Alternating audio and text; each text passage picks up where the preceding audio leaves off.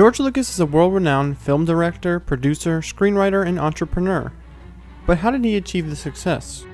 George Walton Lucas Jr. was born on May 14, 1944 in Modesto, California. Lucas wanted to be a race car driver and would compete in underground races during high school. On June 12, 1962, Lucas faced a deadly car accident as another driver collided into his race car, flipping his car and almost killing him. The accident caused him to give up on his dream of being a professional race car driver. He never did give up on his love for cars, as he began filming races with an 8mm camera. Lucas decided to study at the University of Southern California School of Cinematic Arts. At USC, George met many of his fellow filmmaking friends such as Hal Barwood and Steven Spielberg. As a USC graduate student, Lucas made the short film Electronic Labyrinth, a film about a man escaping a futuristic controlling government.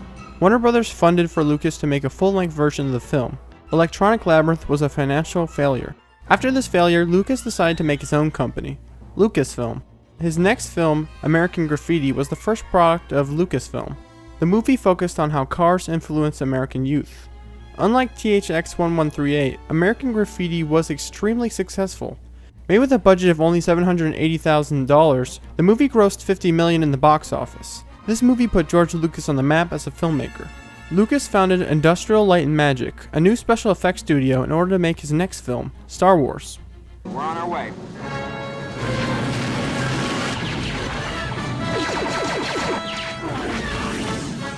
The studio is still active and responsible for special effects from major movie franchises such as Iron Man, Pirates of the Caribbean, and Transformers.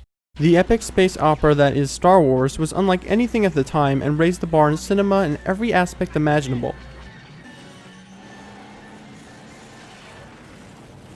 Star Wars won 7 Academy Awards and became an instant hit.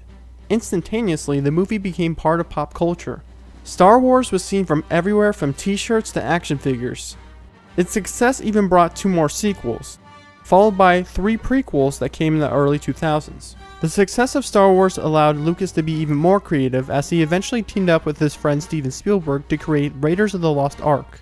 The film centered around an archaeologist named Indiana Jones who acquires artifacts to work for the government in order to retrieve them before they get into the wrong people's hands.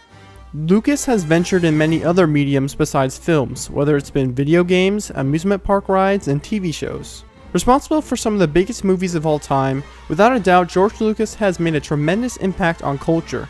He may have received backlash for the more recent Star Wars prequels, but nonetheless, he's the same man that brought the first 3 to the world. Calrissian, take the princess and the Wookiee to my ship.